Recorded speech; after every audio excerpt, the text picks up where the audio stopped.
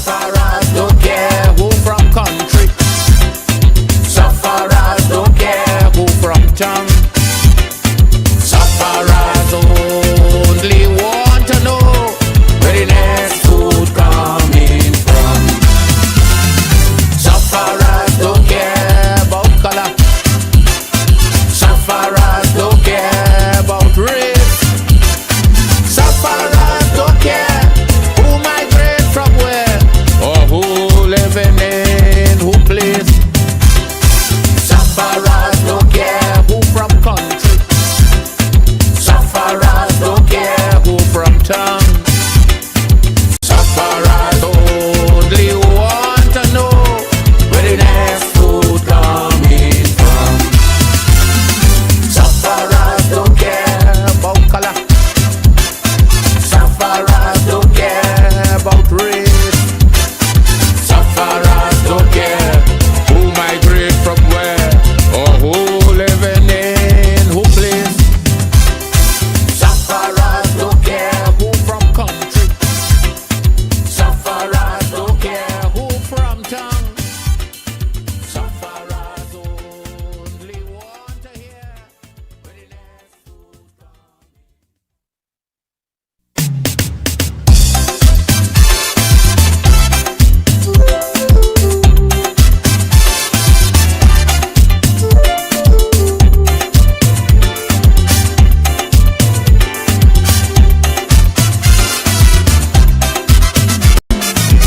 Anytime you bounce up a racist and you hear them running them out, it have a whole set of people don't care what they talking about. A racist is someone living happy and all their family doing well.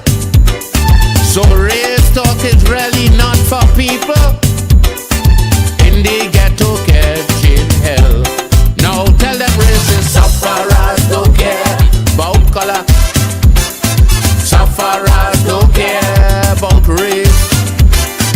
Sufferers don't care who migrate from where or who living in who place.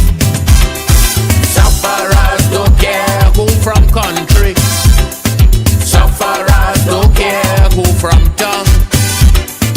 Sufferers only want to hear where the next food coming from.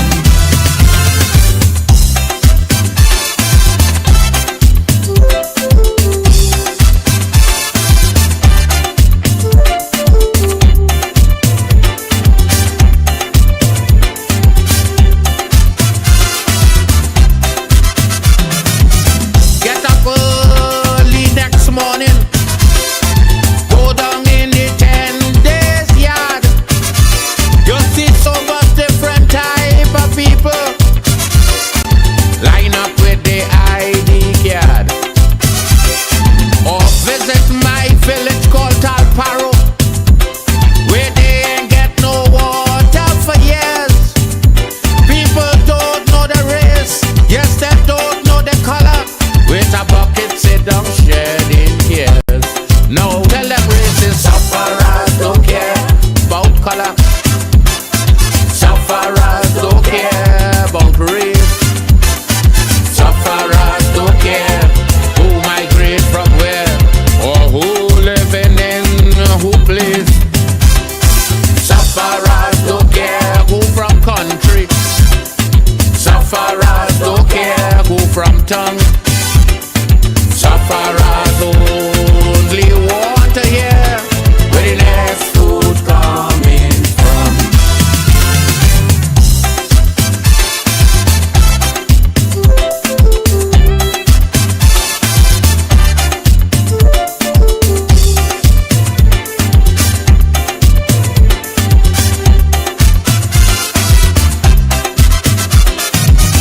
Visit the General Hospital.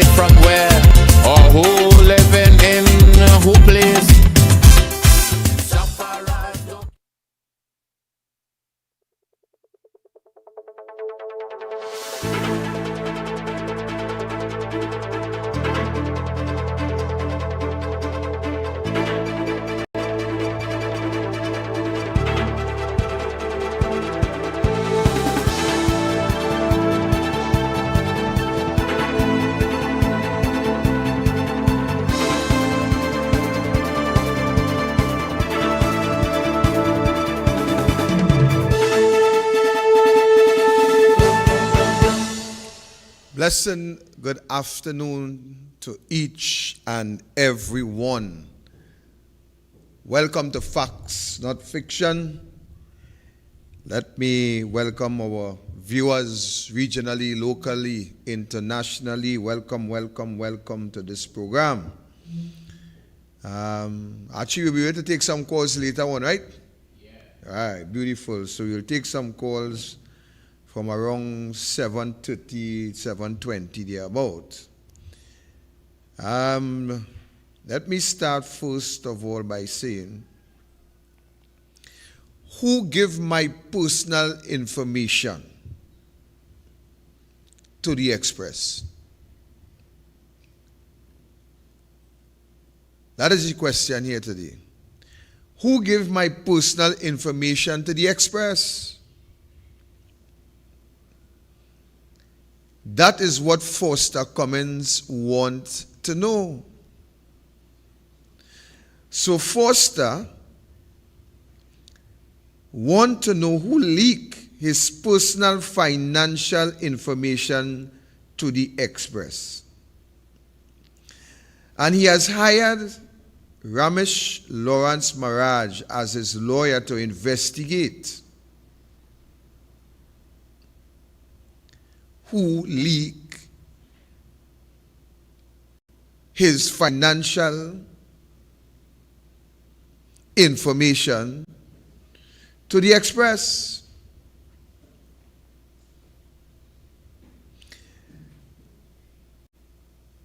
Why a former UNC AG? Question. Is nobody in the PNM good enough? Question.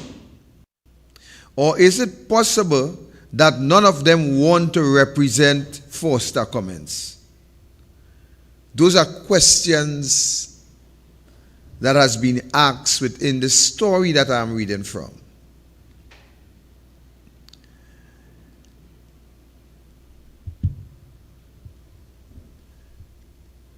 So it says, or maybe it's because you don't know who in the PNM you could trust.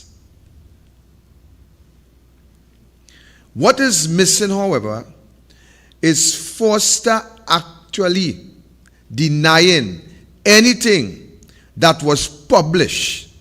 All of it either highly questionable or outright damning. Is it because it is all true, Foster? Question. Too much cocoa and no banana leaves to shade it? Question.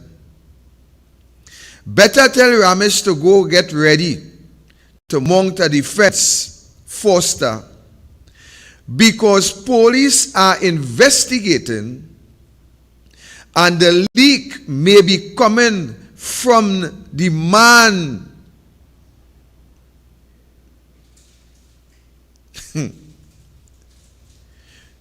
the man that you,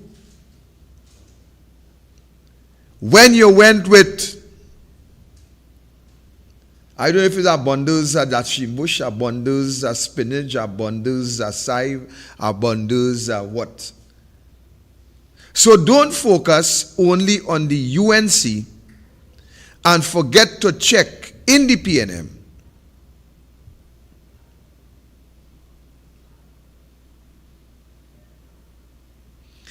And the story ends by saying, any fool knows not to number two in your own backyard.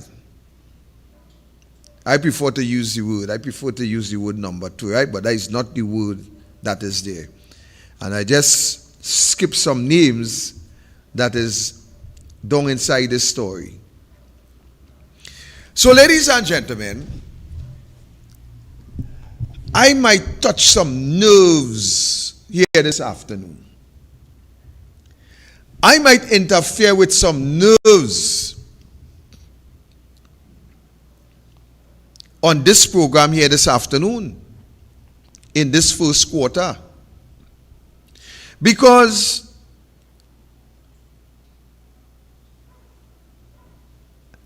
I want to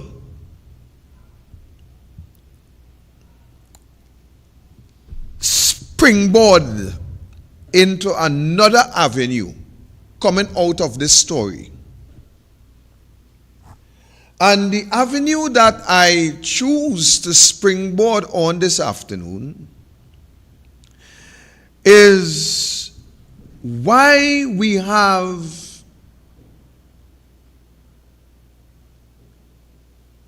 and why we accept and why we continue to allow members of parliament. Here is where the nerves going to be touching. Members of parliament sitting in the place that ought to be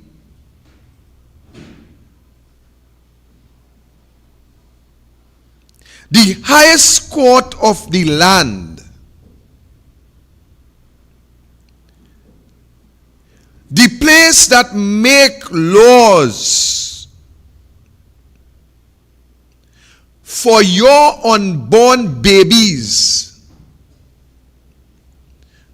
to adhere to, the place that amend laws,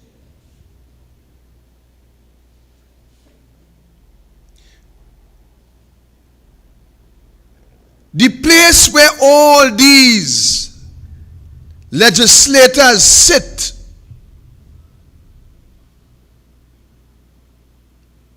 and legislate.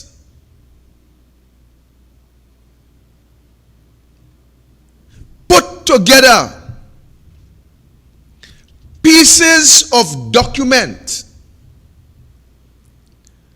that would be in the not only present but future tense.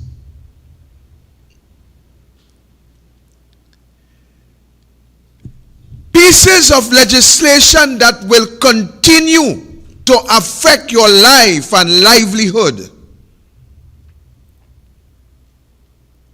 Legislation that will put you in prison.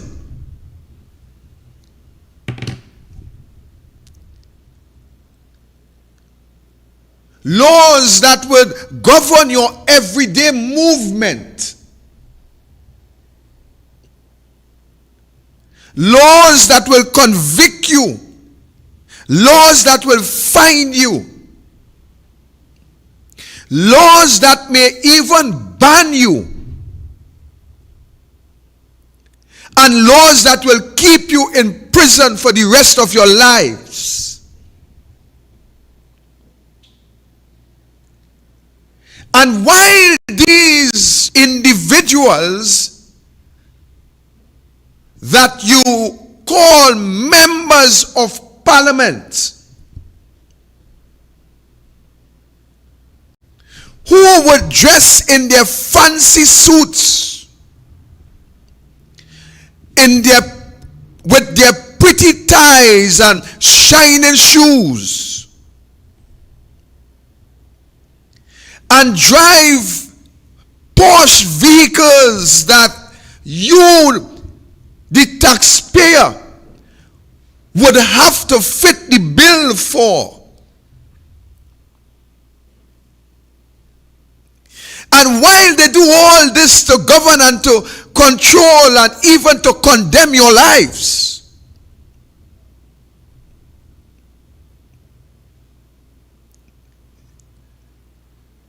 they sit in those chambers with serious allegation of corruption, allegation of criminality,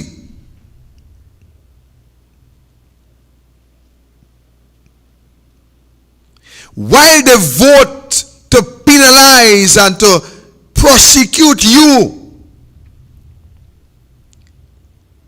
they are sitting in what should be the sacred house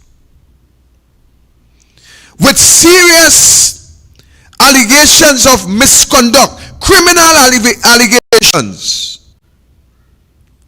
And you, the people of this country, would tolerate and would even support and will even vote for to keep them in the parliament, while they utilize the parliament to protect their criminal conduct.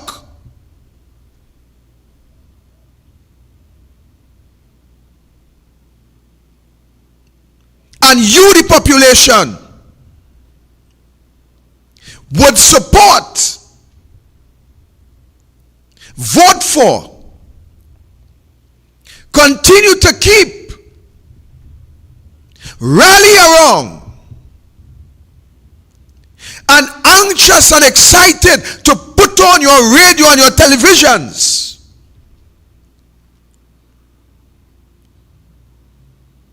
to listen to these individuals who is more deadly than the criminal element on the streets.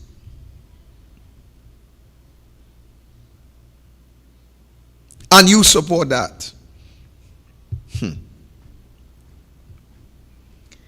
And you support that. I am looking. I am studying.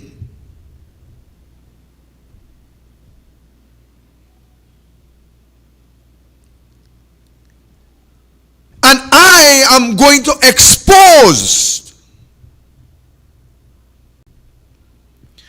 who are the real criminals in our society.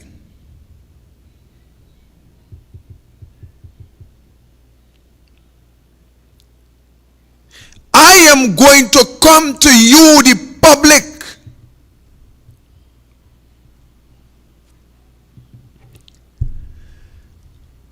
I am going to come to the areas in this country, constituency by constituency, and I am coming to expose who are the real criminals,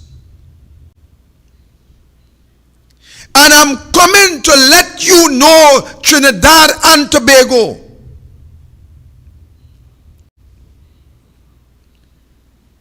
why the minor criminals, why we have gang-related activities,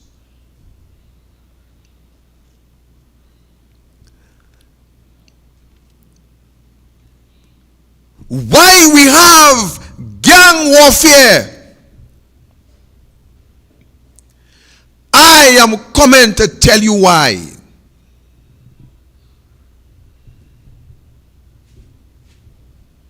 You see, there is a bunch of individuals in our society who are shadowed and blinded,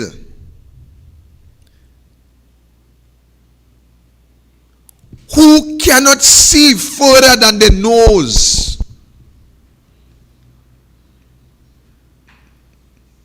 And when they are cornered within the precincts of the PNM, then they look for a scapegoat.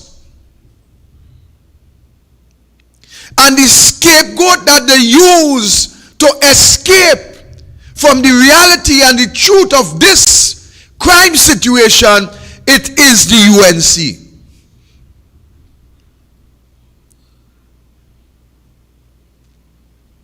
And probably, ladies and gentlemen, I will touch your nerves here this afternoon, you know. Probably, rightfully so. Probably rightfully so. But that's a topic for another time.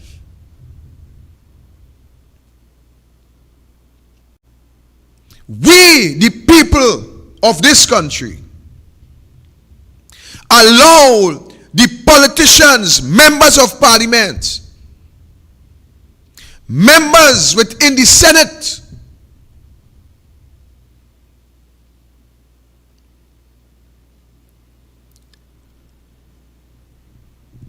to put a proper title to all of them. The whole of the electoral college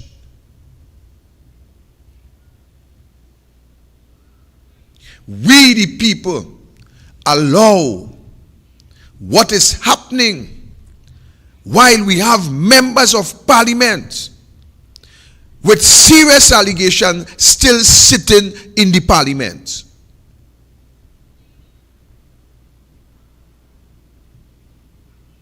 That is my question. Why? Why do we have members of parliament with serious allegations of misconduct still sitting within the parliament and adjudicating on our behalf, even against us, when comes to putting legislation in place in this country? You see, you people believe that fixing crime is fixing the little boy and girl on the street. That's what they believe. All they believe the country is out of control because of the so many shootings and home invasions that we have in. Have you ever stopped and think for 1 second, what is the cause of the runaway crime situation in Trinidad and Tobago?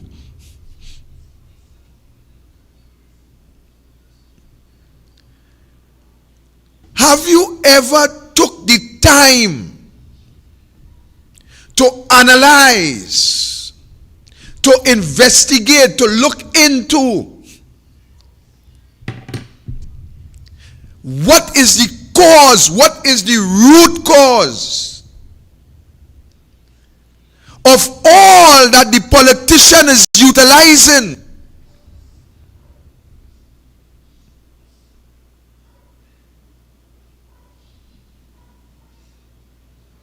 to tell you that we is better than you and you is better than we?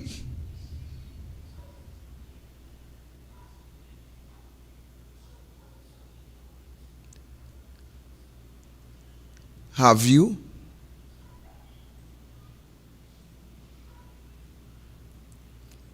Did you analyze anything at all as to why we in this condition?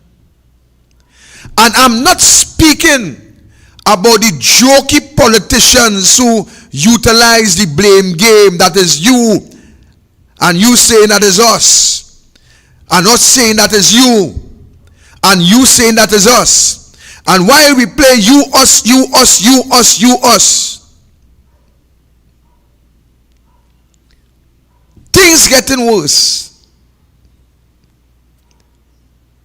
But we utilize each other to find political traction to get into government.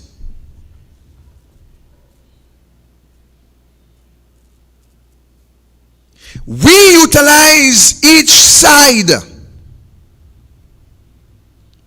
to get political traction. Over the years in the history of politics in this country, from in the inception of Eric Williams, we utilize each other to mobilize and to get that political traction in order to formulate a government in this country.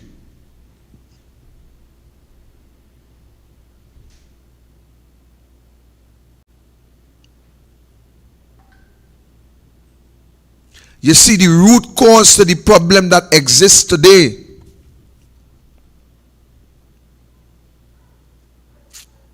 is not in people who pretend to be leaders.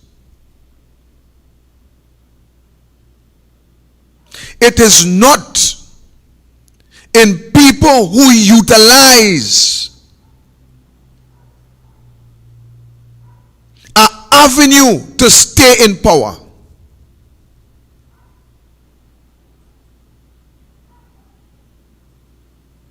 You and I of this country that we call Trinidad and Tobago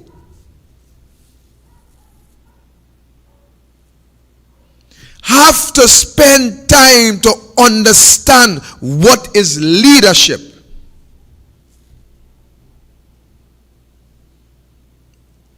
Many times we look at people and their ambition and their ego, and because of fair words and fancy speeches, your hearts and minds, they deceive your heart and mind because you look at things from a simplified position.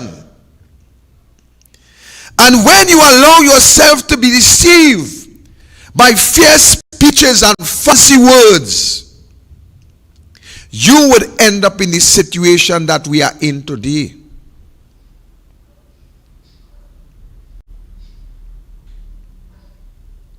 Integrity, ladies and gentlemen, is not something that you can buy. You cannot purchase integrity.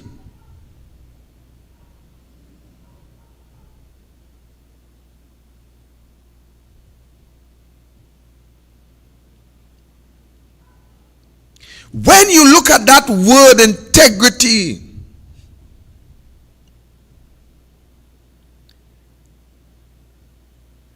it will express that, look, you would be doing the right thing even when nobody is looking.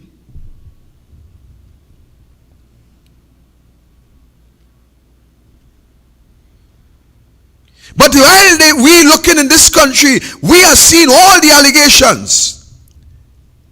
And we always state that a man is innocent until proven guilty. We always state that. But we state that only when it comes to the politician. Because when a black boy or a black girl on the street, an African or an Indian, get arrested for any crime,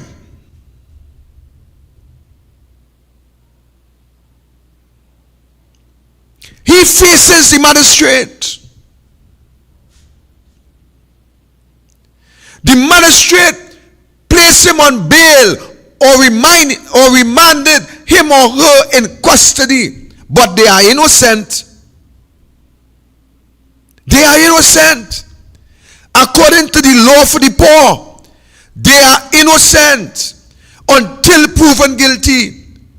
But while they are innocent until proven guilty, they sit in Raymond Yard in Aruka.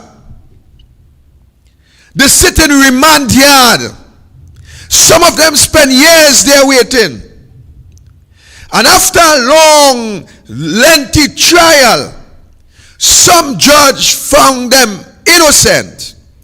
And then somebody will tell you about statute bar, and they will tell you that the time to sue the state has since passed. But this young man or boy or girl loses years of their future, while we are saying they are innocent, but yet they are treated as though they are guilty.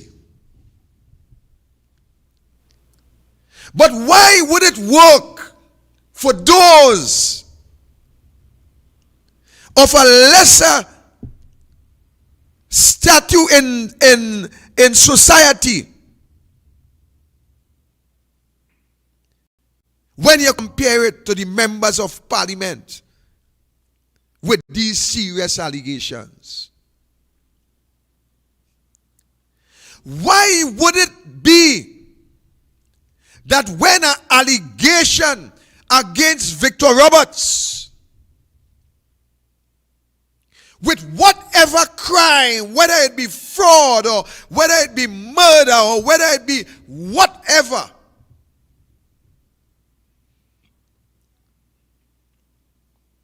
within a matter of a week or two,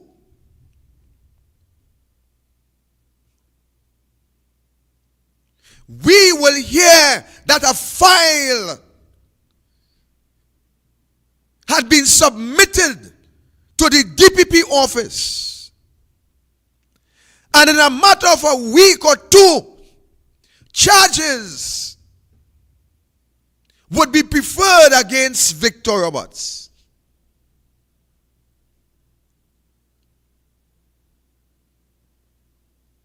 Don't matter what is the charge. 2 weeks maximum. And Victor Roberts will face the courts. In our society, ladies and gentlemen, we have allegations and files that submitted for years. 2016, 2017, 2018, 2019, 2020, 2021, 2022. Years.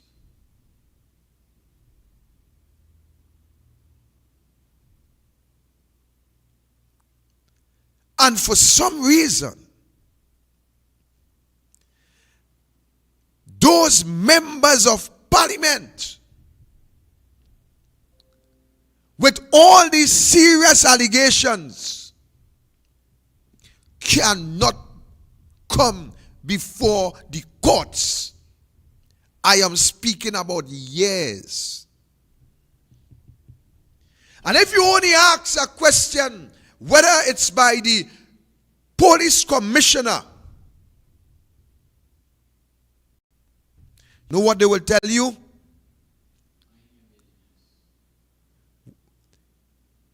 Mind your business is right, Archie, but they also tell you that investigations are continuing. And it continued for years while the same politicians and their friends enjoy the wealth and the resources of the country, and the taxpayer continue to pay and pay and pay. And they continue to benefit and benefit and benefit. And the investigations continue to continue and continue and continue. But on the boy or girl, the black boy or girl, the Indian boy or girl, they are before the courts in 2 weeks. It matters not what is the charge, from $10 million to $1. You are before the court.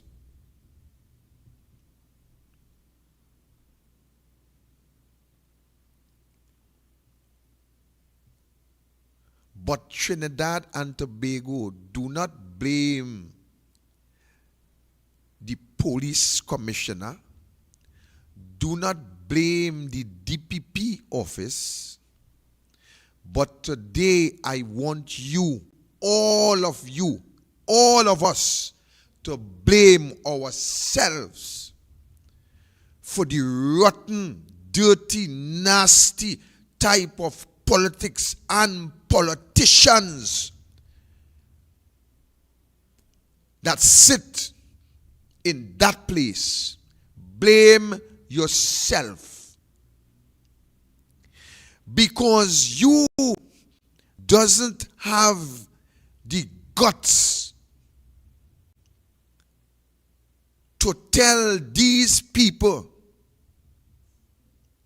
when they come to you and ask you to support, you campaign for them, you campaign with them, you do everything to ensure that this rotten bunch of individuals with these levels of allegations remain sitting with some level of protection within the walls of the parliament. That is what Trinidad and Tobago supports.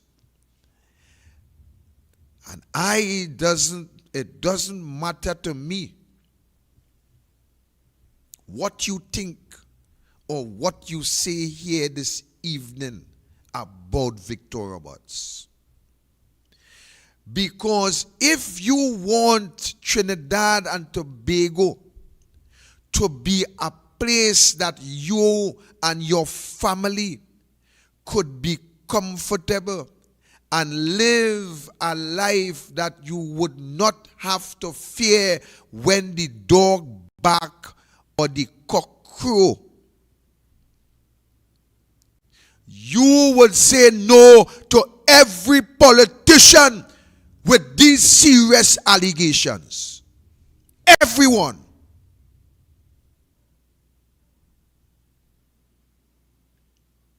They make the laws to penalize you, but they break the laws.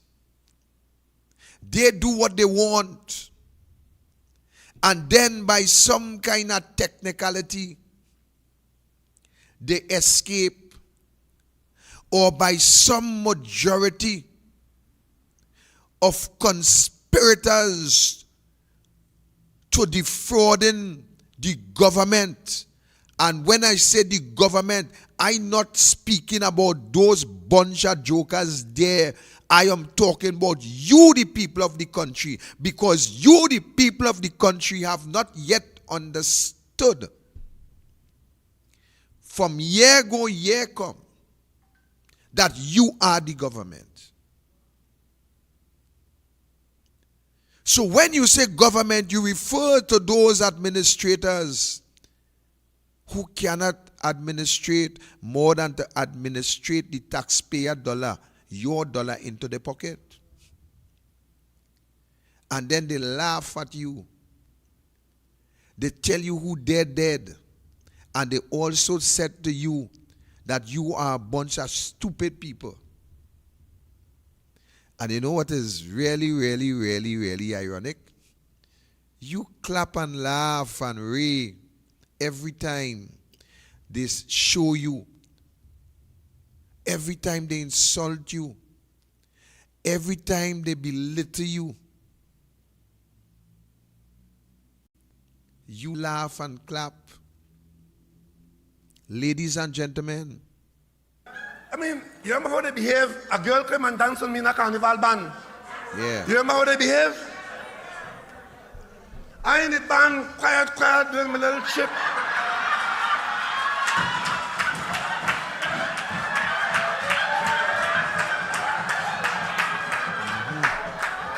I hear Regrelo there, Rohan Snehanan there, and we going down the road chip. As we approaching the stage, young lady come whining back.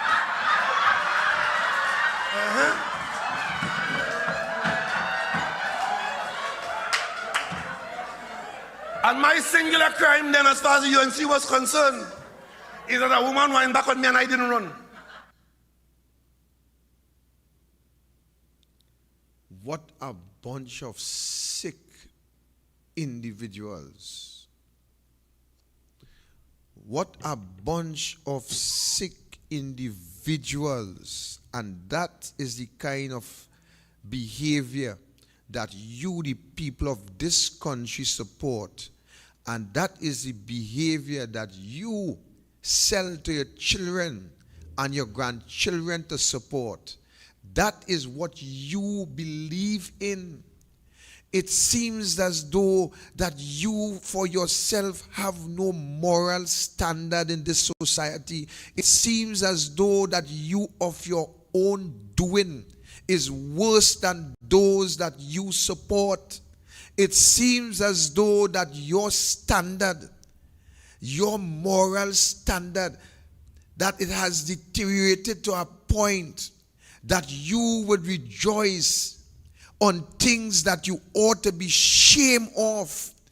things that you ought to outright reject, you now find glory in your heart to support and to encourage and to cheer on this type of behavior. And then you ask yourself, what has become of our society?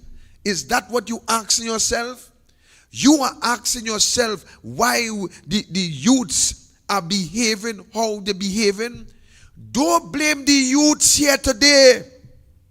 Don't blame the youths here today. Blame yourself and blame those who you support to sit in the sacred house that we call the parliament. Blame yourself and blame those who you put to represent you with all these severe and dangerous and criminal allegations that sit within their laps, and you still support that. You still support that. But you go with the theory when come to those that they are innocent until proven guilty. But when come to the boy and girl on the street, the lower class, the middle class, if it have that, when come to them, they are not innocent until proven guilty. You say kill them. You tell the police kill them.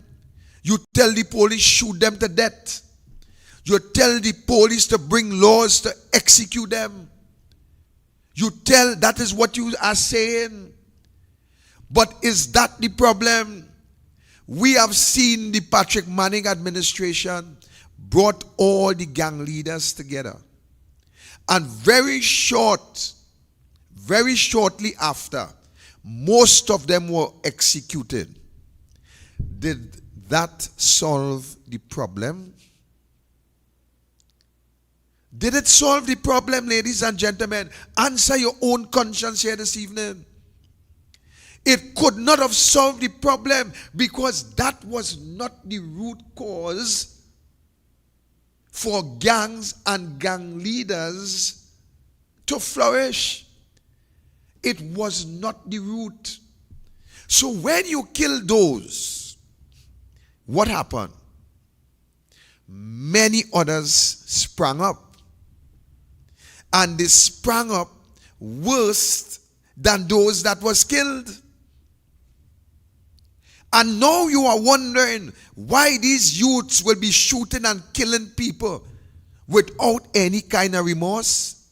Ask the politicians who represent you. Ask the politicians who you vote for.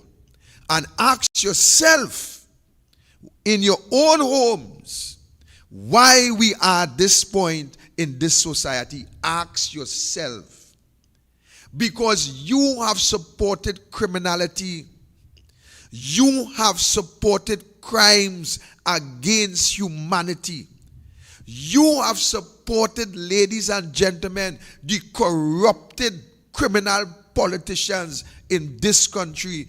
So when you support that, don't you think that your sons and daughters who sit around the table when you eat a meal and they listen to you speaking about this party and that party and why we must support this one and that is we party, don't matter what they do, is we party, and don't matter what they say, is we party, and don't matter how much laws they break, is we party, and don't matter how much they thief, is we party, and don't matter how much they wind back, is we party, and don't matter whatever, is we party. Well, let me tell you something here today. Olio is responsible equally to what is happening in this country here today, because all you support the criminal element that sits within the parliament. And when you support the criminal element, and when those who have the authority in the parliament to remove the criminal element and to remove those with serious allegation, when you support and stand up and say, I stand in with my ministers. When you could stand up and tell the country that I am standing with my ministers, what kind of leader are you? What kind of leader are you? Special branch submit a report. Wasn't Victor Roberts, wasn't Jayanti Lachmidial. It was the people who has the lawful responsibility to investigate, to compile information, and to submit to the relevant authority. But it was much concerned by the leader of this country who leaked the report, who leaked the special branch report, just as it is to Foster Cummins. Even as it relates to Foster Cummins, he now hire a law firm to find out who leaked his financials to the media.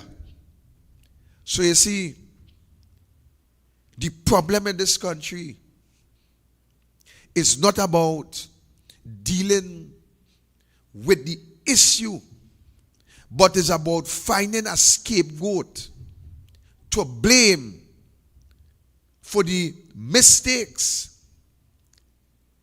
And I'm using a gentle word when I say for the mistakes of the politicians.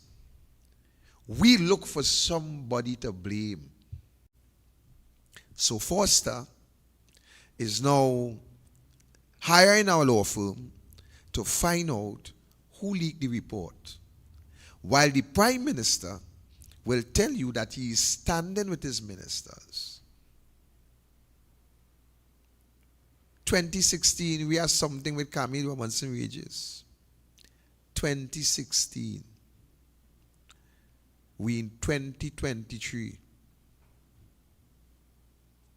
And it's still out there. Does a legal firm or a lawyer do investigations? Well, he can hire the lawyer as a private investigator, and they could exercise that level. I know for a fact, Archie, that they may have to go through the courts to get certain documents if they need to find out certain things, because individuals is not accountable to any lawyer to answer a question. But and I think that what obligation does a media have to reveal their source in an investigative report unless it is taken before the courts or something? And even if it's taken before the courts, what obligation they have to reveal their source, especially if this information is correct? And actually, that is how the political games play. So it's a distraction. Exactly. I think this is exactly. This is what I'm saying. So it is a technique that is often used by the PNM to kind of get their supporters to think that this has some kind of UNC leak. You remember when Saddam Hussein had went to the Integrity Commission and lawfully and legally allowed you are legally allowed to see Form B of a person integrity form, and Rowley went to talking about who is the leak. But not only that, Rowley went not only tongue, he went to Tobago and he was saying that they don't want really to see he get a house, he own a house, he get a property, he buy a property, and UNC have a problem, and this and that. That is it. It is always a distraction. Exactly. But here what na man? Exactly. That is the man technique. That is what he does.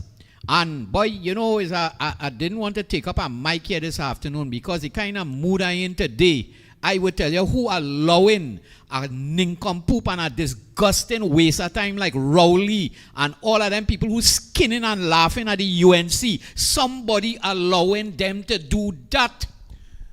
Archie, let me tell you something.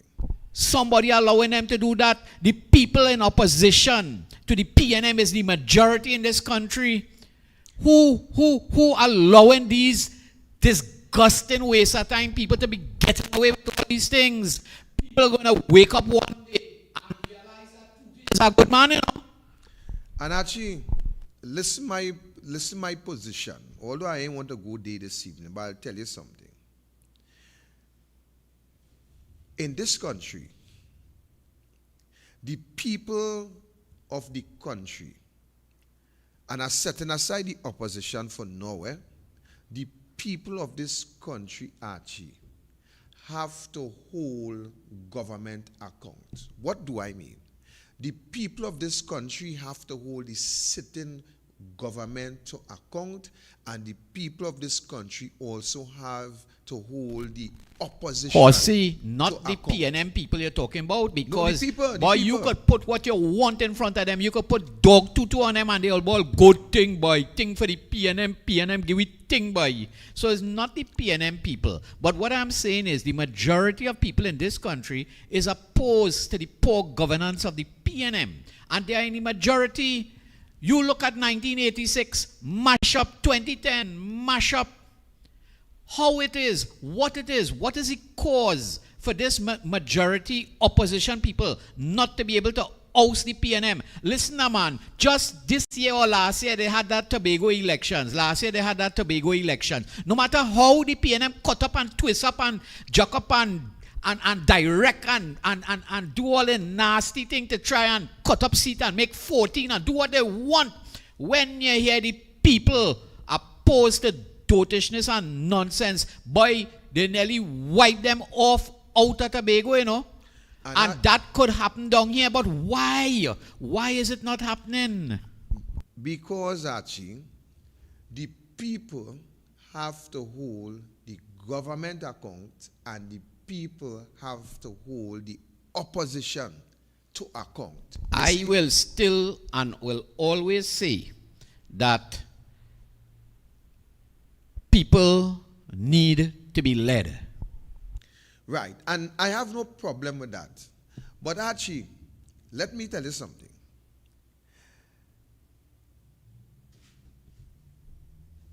People of Trinidad and Tobago,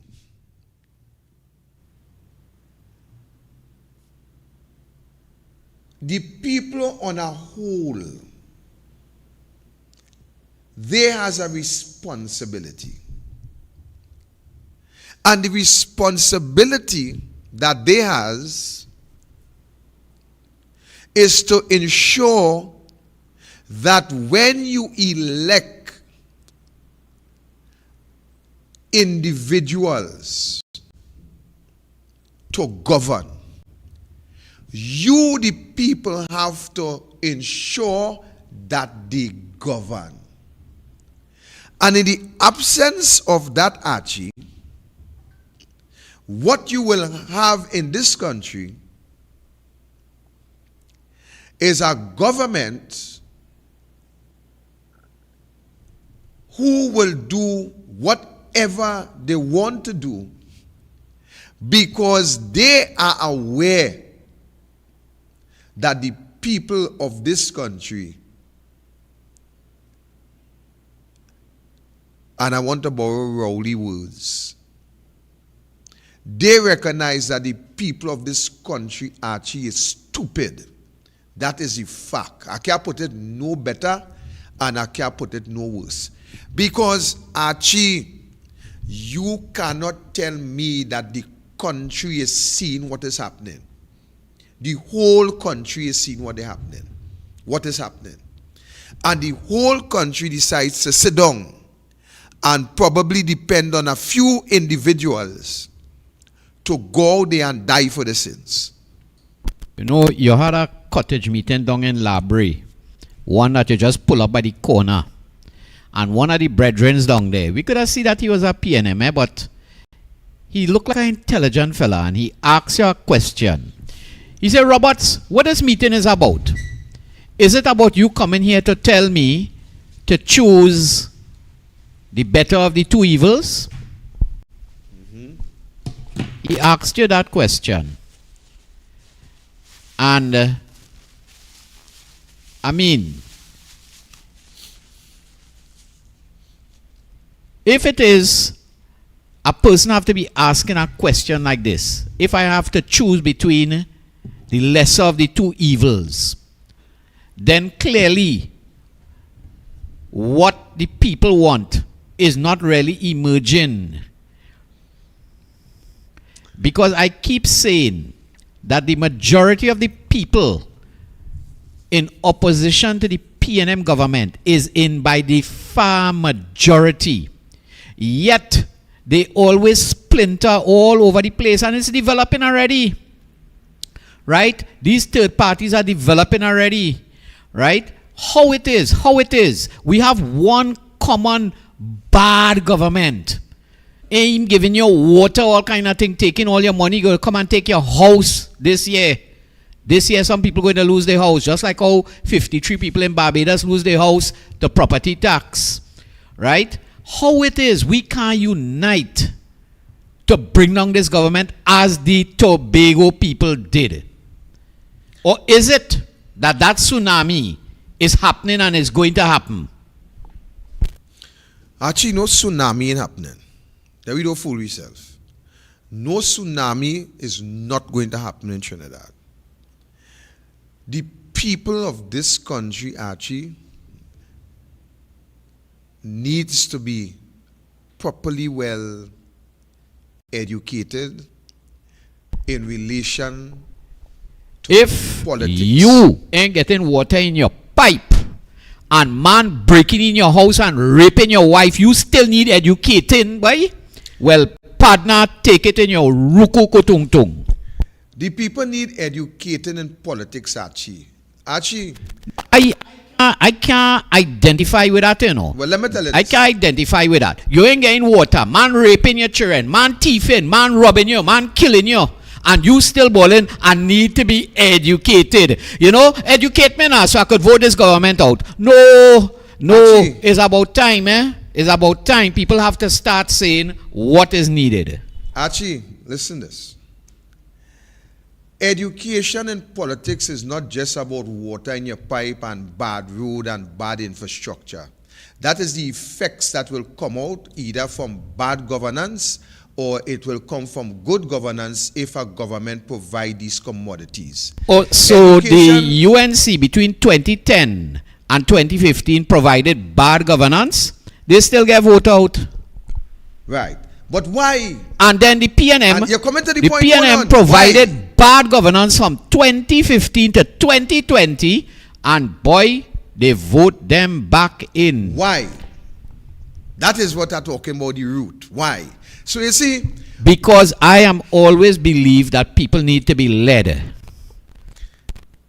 I agree, but you see, actually, people needs to be led, yes. But the people in this country, they are fast developing in terms of national issues. And when development with I cannot understand where's national education, because when a man don't have no water and it have water flooding all over the place, you are educating, man breaking on your house, you have 5,000 army man sitting down in the barracks there, and you getting rape and murder, and you can't walk out your house, and a man had to come and educate me and say, well, you know, Mr. Archie, you know, if it is that you sit down and you wait for the government to put this in place, and you know, and so I would say, oh yes, boy, no, and I am very passionate like this because come 2025, that government had to go, boy. They had to go, right? Actually, do the people of this country know their constitutional rights? But you hear them big word, constitutional right and education and thing. I have no water in my pipe, right? Man killing me, raping me, I can't open my business. I have people packing up and just staying home and hiding. You can't go nowhere. And I locked down inside here. But right? actually, I can't go beach. I'm afraid to go beach. I'm afraid to go fishing. I'm afraid. I'm frightened. Actually, that the is quality just, of my life gone through, and I going out and I voting against this government. Right? But why it is people just sit down home and not going out there, and it can't be lack of education. It is because, just like the question your partner asked down there, is it a case of the lesser of two evils? Actually, all that you describe in there is the effects of bad politician. That is all you're doing. You just describing the effects of bad politician. The people can't go on the street. The people getting killed, they getting raped, they getting shoot, they getting no water in the pipe. All that is just the effects of bad politician. You have to get back to what is the root cause of that. Why the people killing? Why the people raping? Why the people invading your house? Why the people have no jobs? What and meantime me ain't getting water and people raping me and killing me and robbing me. I hear what Christopher Columbus or what the Greeks them do and this kind of thing. We have to solve that problem now.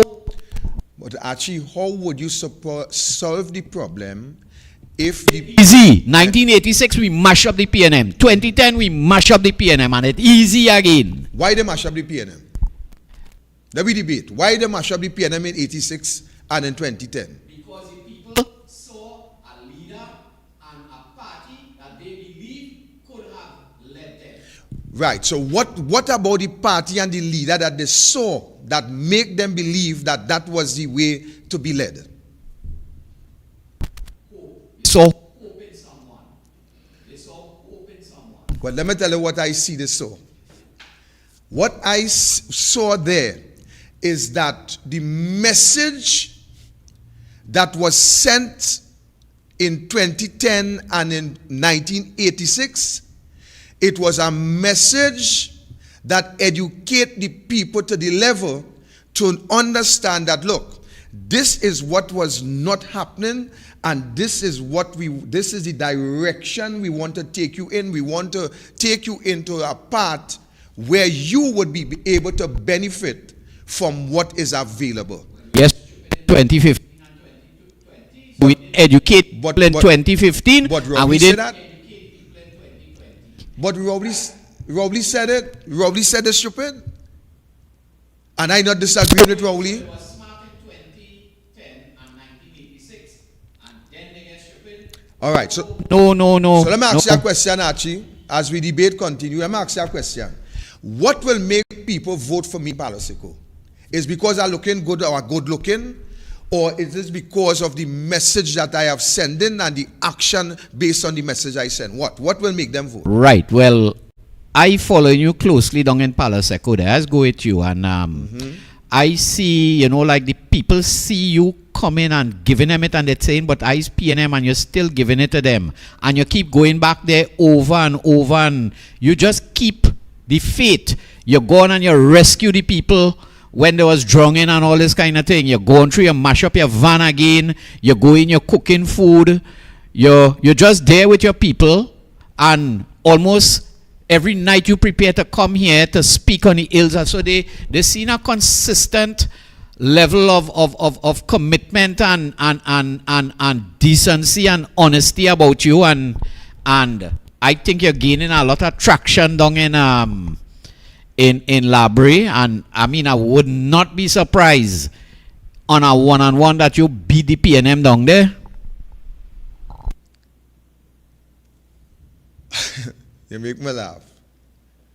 So it's all about the message that I am sending out. I am sending a message to the people saying that, look, this is what should be happening when a disaster faces you people. This is what should be happening when you're in this difficulty. Why people will call and say, Mr. Roberts, look, we have a little problem here. My mother dead, we have a will, but we don't know what to do. I will say, well, look, this is the step you need to take. Find an attorney, have a discussion with attorney. The attorney is the person with the vested knowledge and power to deal with that situation. Thank you, Mr. Roberts. I went by the attorney. Mr. Roberts, I went by attorney X, and we get through and this and that. Somebody will call and say, Mr. Roberts, we have an issue here with land. Mr. Roberts, we have an issue here with electricity. Mr. Roberts, we have an issue here with a hole. But what I do? I tell them, I say, well, I come in. And when I go, I say, well, look, the problem here is that you have a representative. And the representative is charged with the responsibility to look after this. And I will break it down to say, well, look, here what we will do. We're going to, let me call somebody in the corporation. Or I say, let us go by the corporation. And we reach by the corporation with the person. We ask to see the councillor in charge for the area. We tell the councillor what is the position, this, that. And if nothing happens, then I take a different action. I take a different action. So the point I'm making is this. Somebody won't just watch me and vote for me because they feel I could do something. I have my part to play. I have to demonstrate to the people that, look, I am worthy of this, not because of my name or because of my educational background, but because of my experience that I have shared and the service that I have performed over the years when I not even anything. So wait. So if I'm following your line of argument, then the failure of some of the UNC candidates to win their seats in 2020 was an inability of them to show the people that they're worthy of being their representative? That is across the board. That is across the board, Archie. I speaking straight across the board. And you're trying to tell me that I'm telling you. Some of the MPs that actually won their seat had convinced, in inverted commas, people that they are worthy of their representatives? Some of the MPs that won their seat in various constituencies within the UNC and the PNM is because these people had a level. There was somewhere the fanatics type of voting will take place, don't run from that. But there are some that people believe the message from one individual to our next individual, there were seats that probably the UNC believe with all the might and power that they would have won. Well, boy, them people back in the days of Jesus, they killed Jesus for nothing then. Right? Because if I try to follow your theory, because to me Jesus was making miracle and doing all kind of good thing and they still kill him. And I said again, there is the fanatics that will vote one way or the other despite and what. And generally speaking, the PNM seats that is normally won is fanaticism. You trying to tell me that I will put up a nice super candidate like everybody like and put them in Lavantil and they go vote UNC because they're nice and they're good and they all of that? Right, so fanatic. What about the marginal? I mean, I see it happen in Chagonas West, but where Mr. Warner was able to win a seat despite all the traditional voting patterns. Mr. Warner was able to win a seat and Mr. Warner is proving your theory correct in this respect. Because Mr. Warner had developed a sort of a bond with the people in Chagonas. But Mr. Warner had a lot of personal resources in order to develop that, right? It is extraordinary, and a typical candidate may not be able to do such things, right? So, to me, a rational person would gravitate and run towards a particular party if that party could show them some level of confidence that they could fix these things, right? So I would like to see in a party, people who is energy expert and they could fix this. People who is big engineers and could solve my traffic problem. People who are super medical persons who could fix the health sector and these kind of things, and they would have demonstrated that in the past, and you put together a team that could spark the imagination. To me, and I might be wrong, but to me, I would have a lot of confidence in a team like that. Right? But then again, I is a kind of sycophant. I just vote UNC because I believe UNC is better than the PNM. Right? And it's so any day. But why we are convinced that 10 and 15% outside there that just don't vote, and it's not that they don't vote, they just didn't feel to vote in this election because the team didn't motivate them enough to go out and vote. Now, I hear you saying... So you realize you just say what I telling you. Right, I hear you saying that thing. But could we just take a chance and say, well, let me see if we could win in 2025? I don't think right now, and I'm talking for myself here right now, I really, really would be so disappointed. But I'll have to live if it is that the PNM government is not voted out in 2025. That would be a major disappointment because I believe I don't have long to live again, right? But I believe I'll be living out the rest of my life in a kind of cage, and I wouldn't be surprised if they start to pass laws that, you're not supposed to own a house, you're not supposed to drive a car, right? Those things come in, it come in little bit by little bit. You watch and see. Actually, why would the East-West corridor be the seats that everybody would go behind? I want to say this before you talk. Is it because they ain't getting no water in the pipe, or there are no electricity, or the road bad? Let's be real. Mm-hmm. The majority of Afro-Trinidadians support the PNM. The majority of Indo-Trinidadians support the UNC. Where they are concentrated in a particular seat, the PNM is strong in that seat. Where they are concentrated in a particular seat, the Indians are concentrated in a particular seat, the UNC is going to win those seats. Right? Then there are some seats where there's an equal mix of the races, and those are what make the marginal seats. But what does those people vote on? You feel them voting because somebody good looking or somebody nice, or I am strongly believe that the majority of voters have a kind of tribal attitude towards their voting, and something, that tribalism over the years is reducing, and to me it is more of a sort of a cultural effect, right? There are economic cultures that people subscribe to, right? So the race thing is reducing a little bit, but generally speaking, and I might be wrong, but it is the only logical thing I could think of sometimes when I see people remove a government like what Kamala had in 2015 to put that PNM government. And watch, we could say people make a mistake in 2015, but we get wood for 5 years. Good wood. Real good wood. Real good wood. And then people gone back 2020 and still was not motivated to vote. And I don't believe that the people weren't educated. They were educated. Right? Now, your actions down in Labrie is super special. Right? Where the day after you lost, you went back to your people and started to share food and give out hampers and thing, right? And you have been doing that for the last 3 years.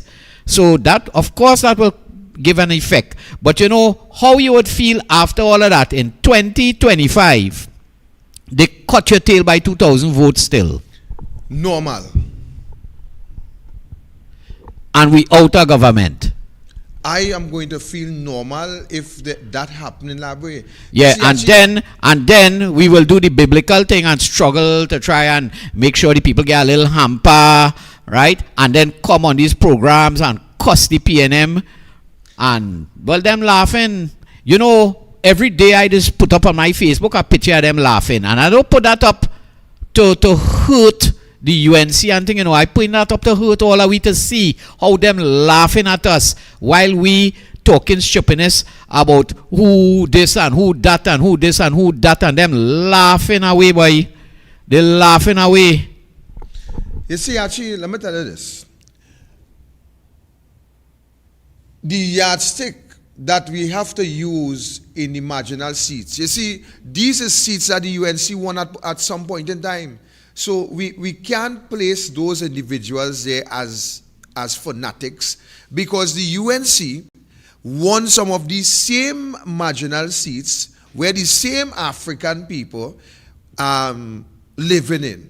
In 1986, the NAR, which wasn't PNM, they won 33 of the same seats where had Afro-Trinidadians and seats that have Indo-Trinidadians. So I am taking that out of the equation.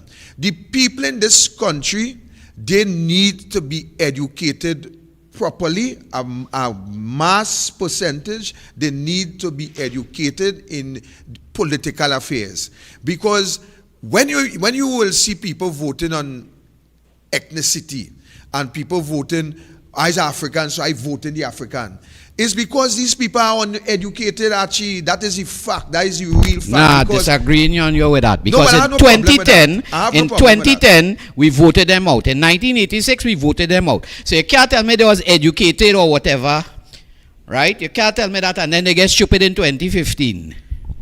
I am speaking about the people that we are speaking of, who is fanatics. They are uneducated, and that is why they will vote that way. You see, education is a very large spectrum, you know. Education doesn't just lies within the precincts of the classroom, you know. You understand? People, when they are educated, they move from one extreme to another. And the marginal seats, the UNC won a lot of those marginal seats. A matter of fact, even Patrick Manning won a lot of the seats that they believe was strictly on the base along ethnic lines, away from Pandey. So the point I am making is this: if you ask the average citizen, they don't even know their own rights in this country, and that is why they allow all these things to happen. And if they know their right, you honestly believe, when we speak about marching the other day, a number of people were calling and saying, boy, we get permission, but the police, and remember tear gas, and remember this, and remember that, and remember everything that goes with it. So to the end of the day, until the people of this country reach a level like what we aspiring to achieve, where we speak about first world status, is until we will continue to vote along the lines that we vote in on both sides. Politics, and I agree with you when we speak about leader. Politics need leadership. And when there is leadership within politics, then we will be able to move into a particular direction. But you just cannot have, let's just look at Rowley, for example. We have Rowley as the leader of the country, Trinidad and Tobago. But when you look at the speeches that will emanate from the mouth of Keith Rowley, most of them is about what? Divide. Most of them, welcome caller. We have Rowley as the leader. Welcome caller. Hello. Right, I hear you now. Good evening. Good afternoon. And good evening, Archie. Archie, I just want to tell you something. I hear you saying that the KNM win in 2015 and they win in 2020. But they didn't win, Archie. You remember 2015, they did not want the observers coming here. Right? That is what they did. And that's how they steal the thief. They come back again in 2020. Right? When what do you call it, Alwari was going in some of the police stations with a box after 6 o'clock. And then in night time when they was counting, and they see the yellow numbers keep going up, the ball, stop the count, we win. So they're blasted thief. The thief. Right. Now, it is all well and good to say these things, but what is to say they won't do it in 2025 again, right? And if they are thieves, how come the Tobagonians were able to blow them out of the water 14-1, right? I strongly believe that the PNM does gerrymander boundaries. They will try to manipulate the elections. But if it's one thing I have confidence in, is the actual voting process, right? Where people have their agents and they are allowed to watch every and scrutinize every single ballot, right? And you have to sign this statement of the poll. So it's very difficult to steal an election on election day unless you have slackness in your camp. Now, it is possible the PNM infiltrated the UNC camp and paid off UNC agents to fudge the checks, right? But actually come out and say that someone stole the elections. It is possible, you know.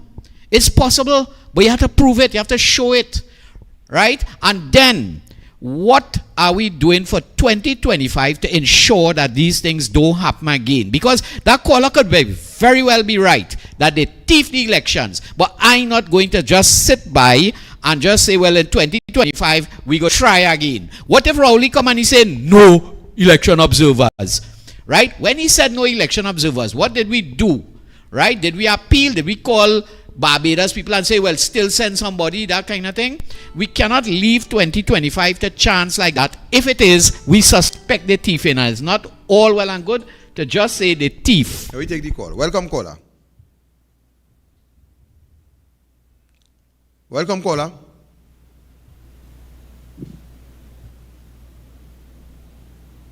Welcome, caller. They gone. You know, yeah.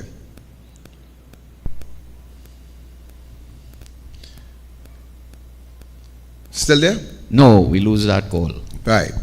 So actually the bottom line to it, and as I said, I didn't want to go there tonight, but we done there already, so we might as well stay there. But you are right, Archie. What if the same thing happened in 2025?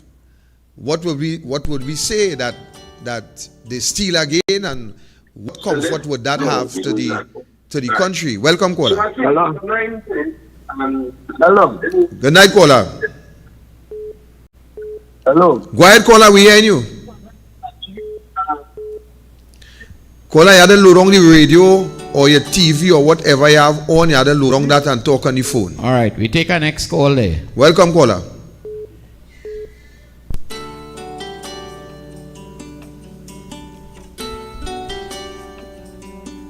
Welcome, caller. Hello. Yes, good night. Hello. Good night, Victor. Yes, we hearing you. Hello. Yeah, go ahead, caller. Hello. Good night, Victor. You hear me? Yes, we hearing you. I have a feeling something ain't hook up here Hello. tonight, you know, boy, Victor.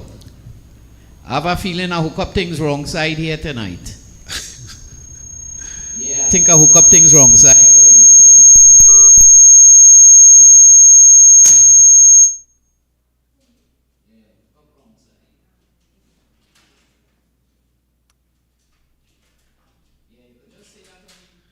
All right, caller, we just rehooked in the phone system there. I actually believe it have a little mistake there, so let's just correct that and we'll start back to take the calls again. Right, so you could call now. 3735488. You could call now. We back inside.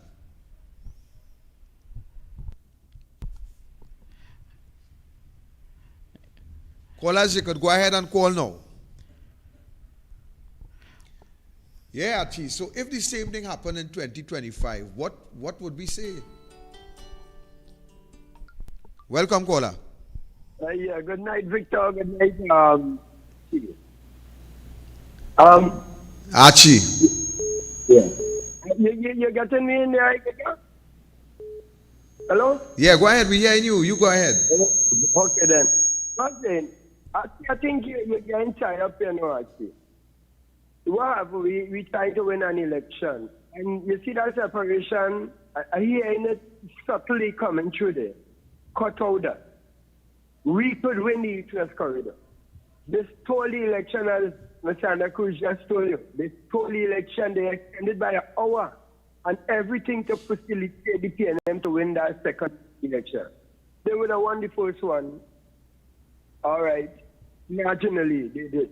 Because people thought Rowley was a hell of a fella and he spoke like that to them. And he was fighting down Manning on everybody and people thought he was something. I too, I got caught then. I thought it. Only to find out that the UNC never, all the allegations, none could have stuck anyway. None had glue on it. All the allegations they made, from email gate down. And so now we know what Rowley was. The second time around, Rowley lost that election.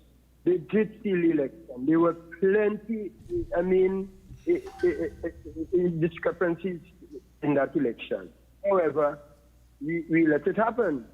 So Archie, which way you going with that? Which way you going with that? You kind of put in a kind of thing and watch the race thing. It's coming through. It's coming out there. We could win the East-West corridor, Mr. Man.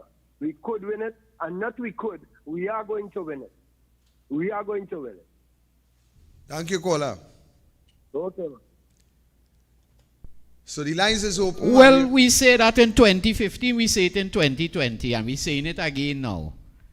What's that? That we could win. That we could win. But the thing is, we didn't win, and we end up with the PNM government. Welcome, caller.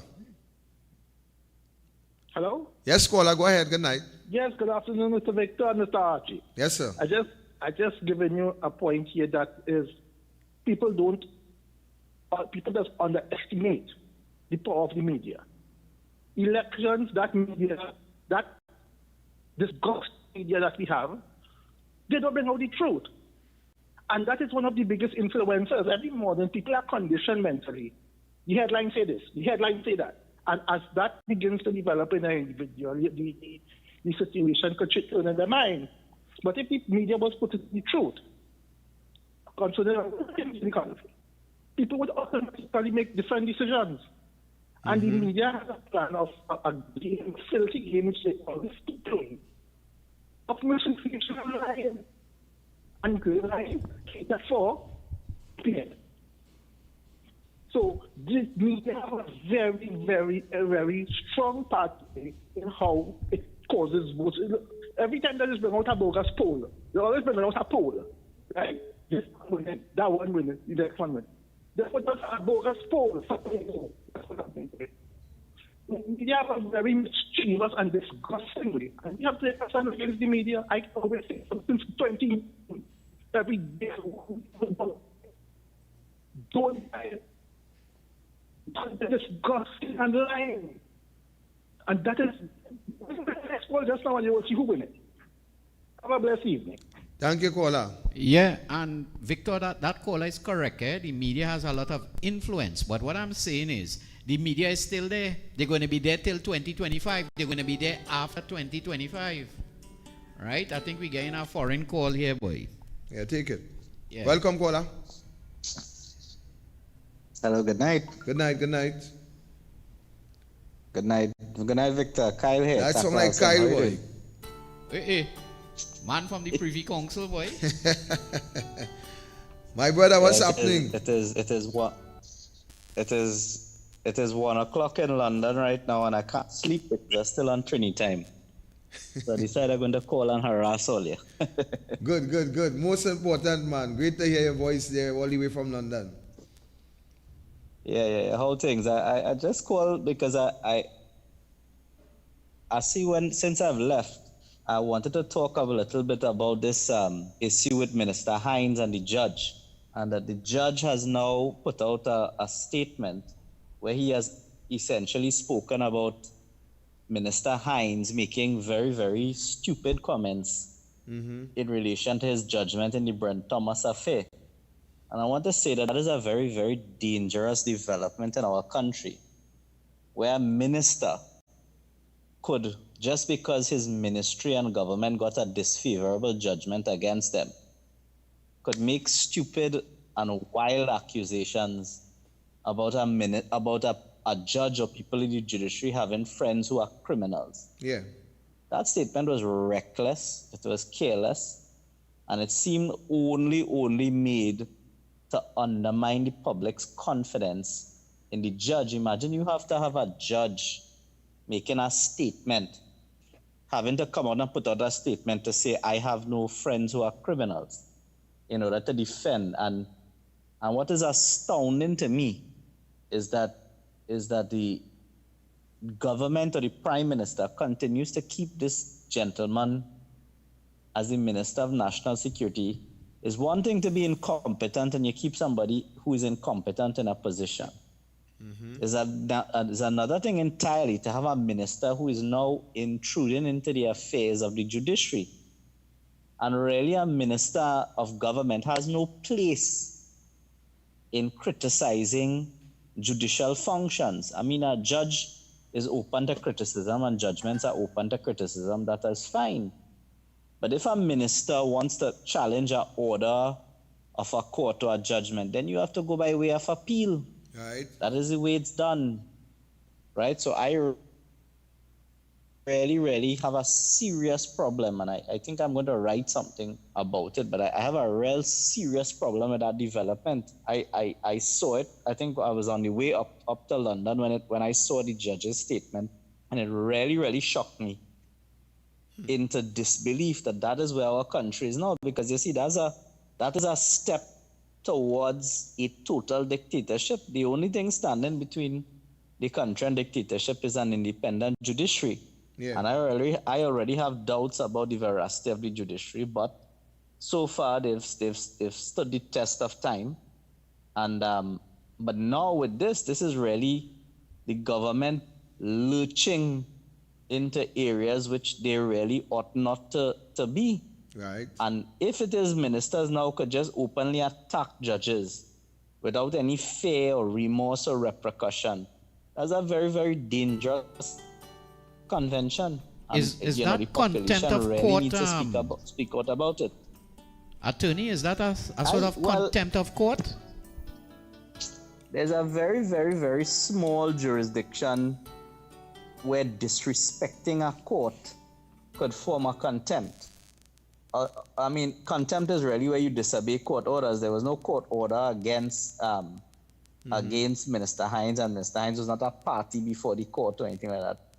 Nor did he make comments about ongoing proceedings. He simply made a statement which was really designed to undermine the judiciary, and I think the judge could have gone on with it. I think when you read the statement of the judge, he put it in the hands of the Law Association.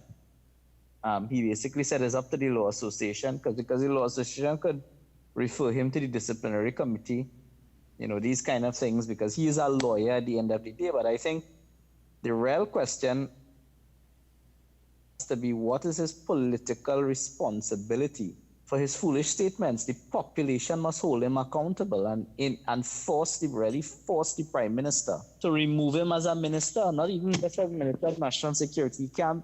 He's like a joker. You can't put him in the pack and shuffle. You have to, when you're playing cards, you take out the jokers. You have to take him out. He has to be out of the pack. He can't be a minister anymore, right? So these are the very dangerous developments that are happening, and I thought I had to call in to talk about it, And Kyle, that is why I'm saying the population really needs to be educated on their authority, their constitutional authority, as to how they deal with such matters. Because when you speak with people, they will tell you point blank that, look, it had nothing we could do, and what we could say, we don't know. So, I mean, they are between a rock and a hard place, because if a discussion we had already in terms of the people really knowing their rights as to what they could do and what they cannot do, even when it comes to Section 4 and when it comes to marching and all that. And the people, I mean, we're talking about first world status and so on, but we are somewhere quite back down in the fifth world, you know. Some of the people in this country, they really lost as to the direction in moving forward in this political arena. Yeah, I agree with you, and I agree with you that the government, or in fact, the state and the powers that be, they obviously don't want to empower citizens, because if citizens are empowered to demonstrate freely and to express opinions freely, then they could force the type of change that they want.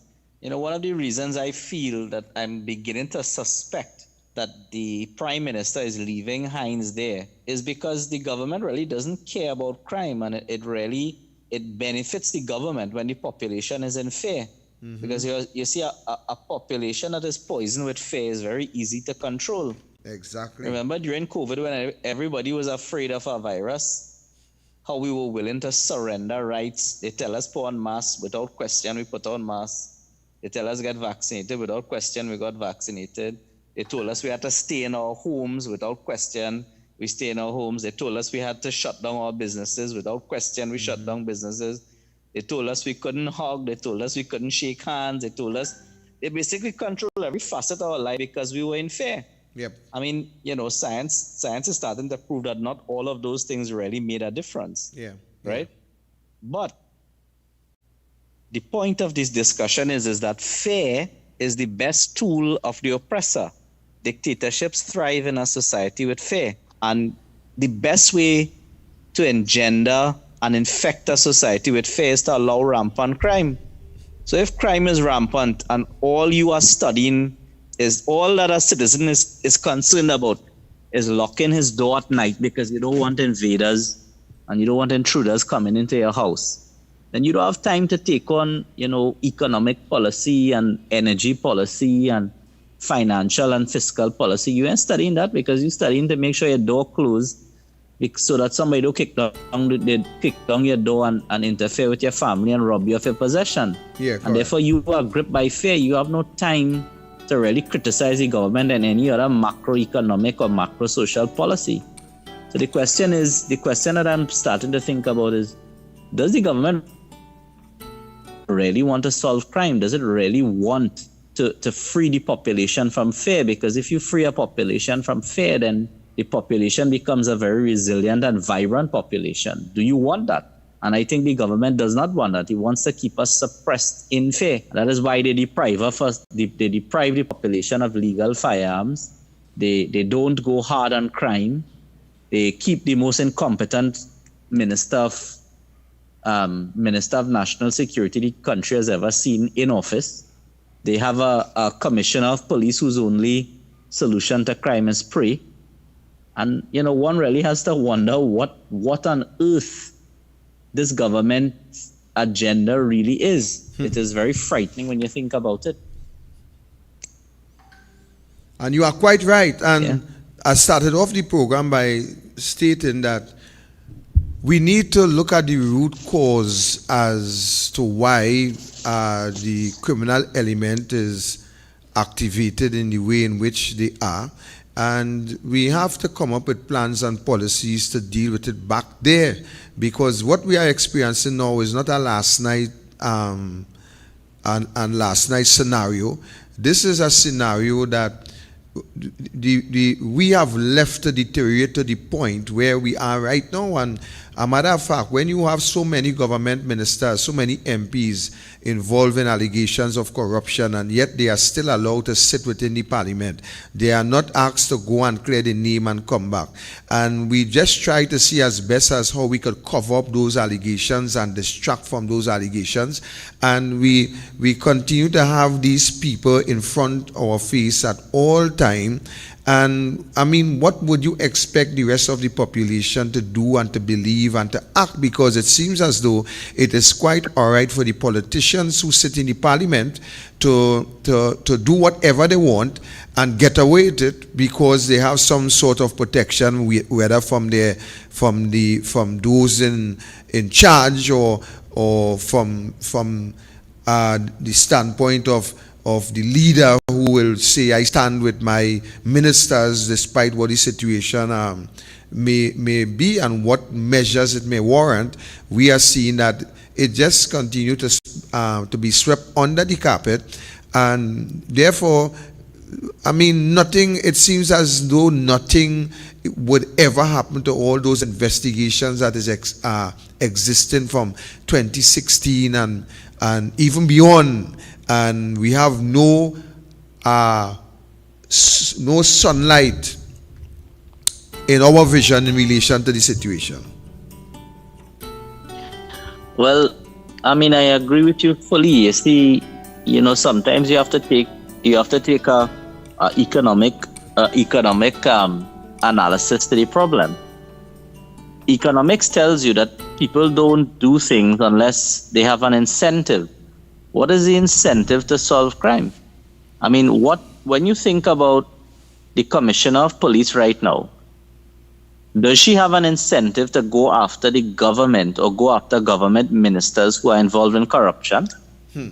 She just recently got her contract extended because the cabinet came and invoked a provision of the Police Service Act to allow her to serve a year after retirement age. So she's on a string. It is international convention that one of the facets of securing an independent office is to ensure that office has security of tenure. So for instance, judges, you can't just fire a judge like that. A judge isn't on a 2-year or 3-year contract. A judge is permanent until they are 72, I believe, in the Court of Appeal and 65 in the High Court. And you get a good salary and you get good things because we want to ensure that nobody could bribe you or move you. We want to ensure that you exercise your discretion independently. So why is that not applied to a Commissioner of Police? Why is it that the Commissioner of Police tenure is only a year? Why didn't extend it? If it is you believe in Earl Christopher, why don't you extend it for 5 years and allow her to serve so that in those 5 years she knows she has a security of tenure.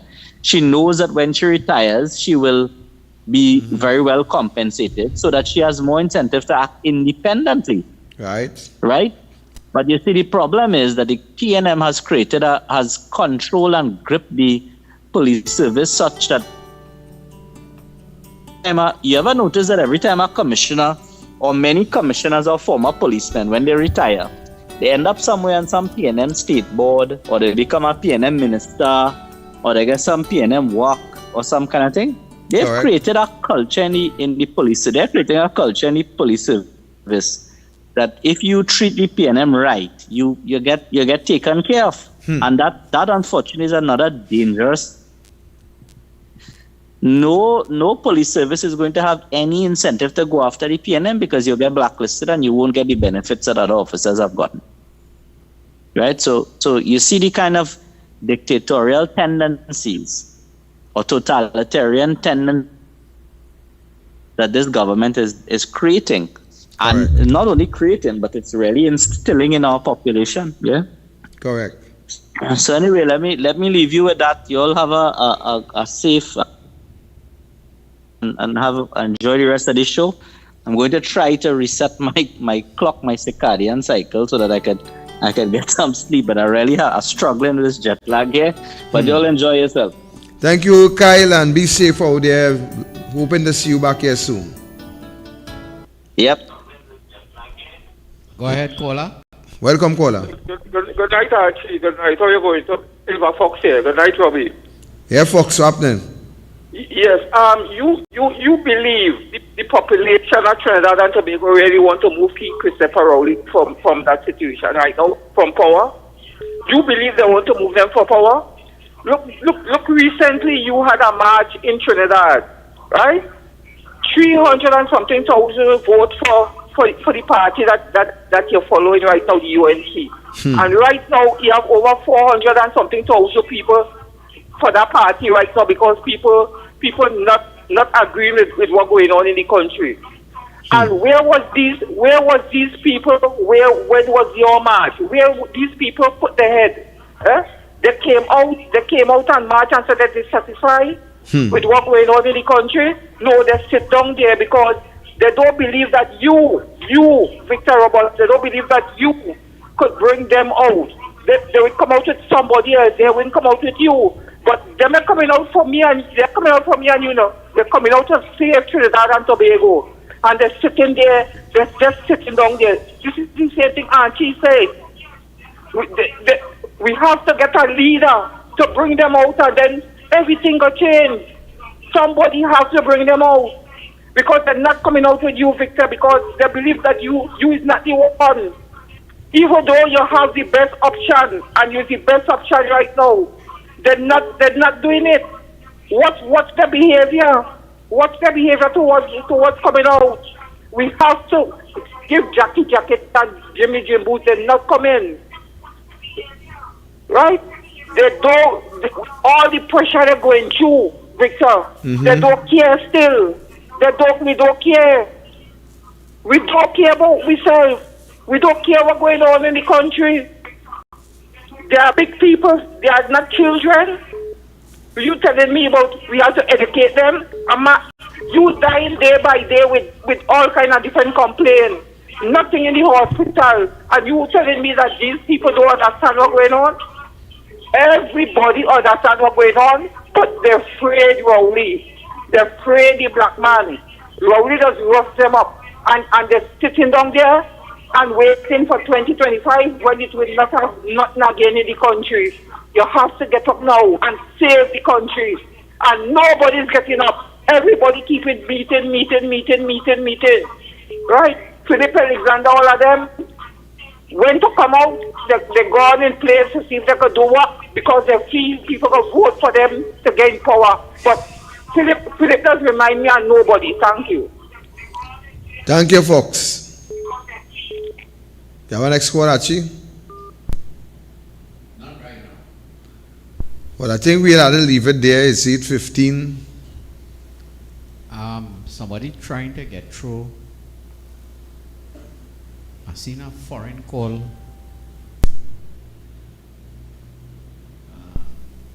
Yeah, take that call.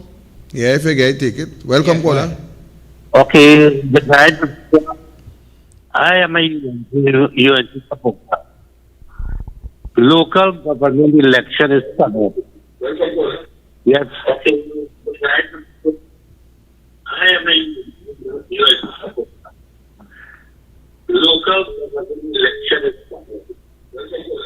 Yes. Okay. Yes. What is happening? Caller, your TV, your TV or something is loud, so we get enough feedback here. You're repeating yourself on the set. So well, I turned down for you. Right, I'm talking the phone, listening the phone. Is the phone I listen to right now? Right, go ahead. We're hearing you clear now. Okay. As a talk about the local government election, we are trying to get the people to come out. But there are some of the councillors are not doing the job. There is a place in Granby called Paradise Lane, has never been flooded since I know it. And recently, a person went and buy a piece of land near Paradise Lane. And this rainy season gone, within the last month, the whole of Paradise Lane flooded out.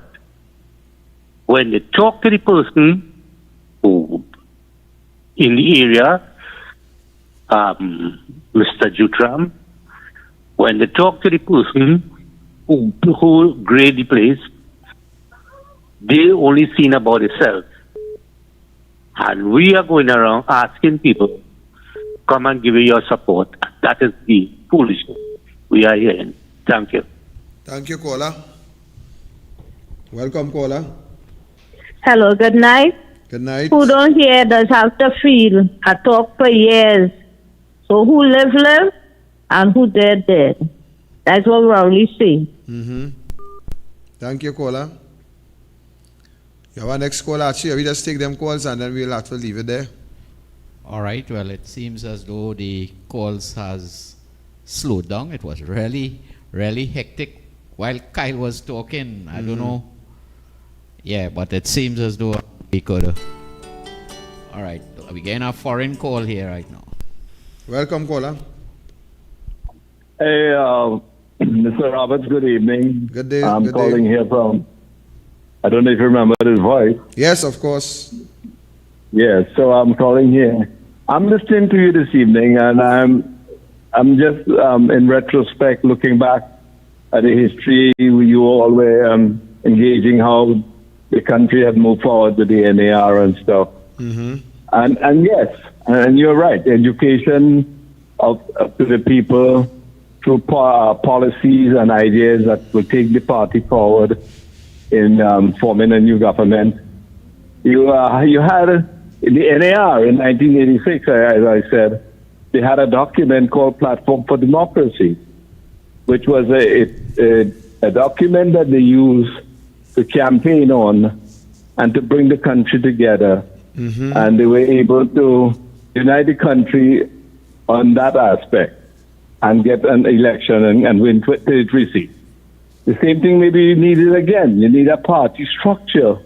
You need a party structure where everyone in the party is to be felt and is to be understood that they have a role to play, and that is paramount to getting the party structures working and having an election that will be won. And you know the other thing that people were talking about, like the corruption in the EBC, all those things can be dealt with party structure.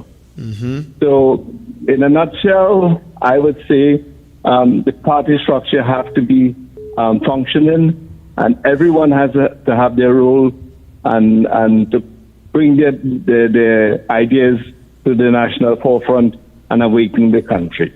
And that thing I think will help go a long way. Thank you very much, caller. Your next call?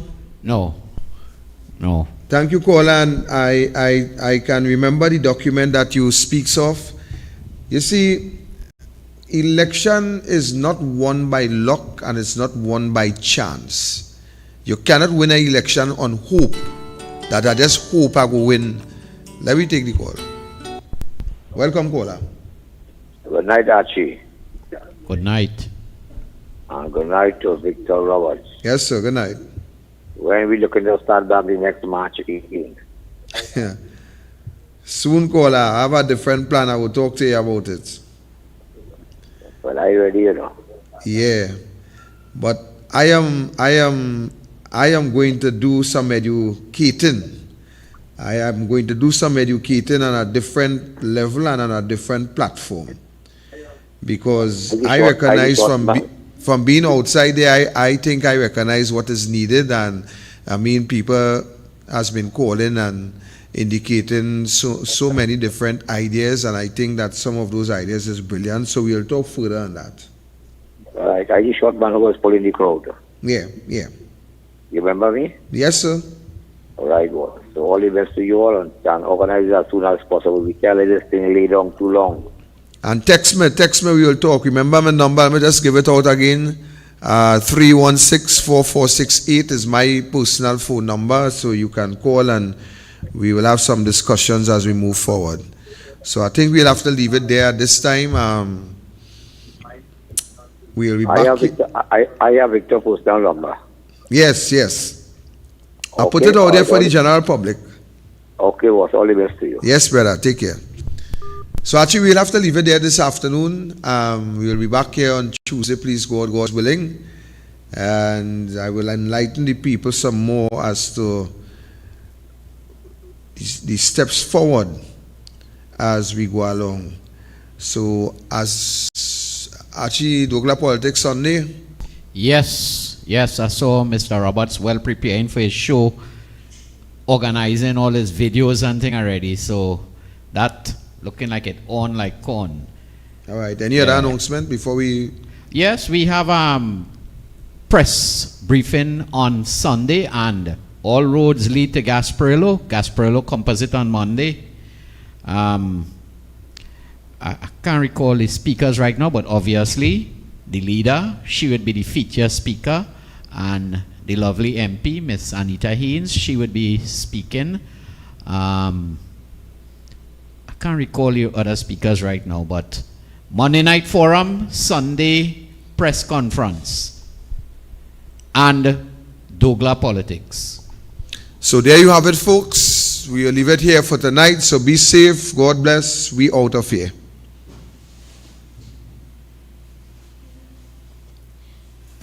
Sufferers don't care who from tongue. Sufferers